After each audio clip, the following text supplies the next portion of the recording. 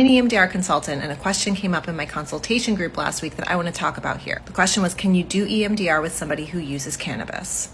I found that there are a range of opinions by different EMDR therapists on this. There are some therapists who will suggest that the client is sober from all substances for at least 6 months before they engage in EMDR. I think that's outdated. I think the reality is that comorbid substance use in PTSD ranges from 19 to 35%. And if we say you can't do EMDR if you are using cannabis, then we are denying a whole bunch of people access to treatment. So EMDR practitioners are primarily concerned with psychoactive substances interfering with the successful reprocessing of trauma memories. And quite frankly, I think that that really applies to situations where a client is coming into a session high, or if they've smoked within the last several hours. My rule of thumb is to recommend that the client doesn't smoke for at least 8 hours prior to their session. And because safety is the number one rule of trauma therapy, I always kind of track with the client what their cannabis use is like over the course of treatment to notice if they are using more or less in between sessions, depending on what targets we're working on. If we notice that they're starting to smoke more in between sessions or directly after sessions to cope with what they've been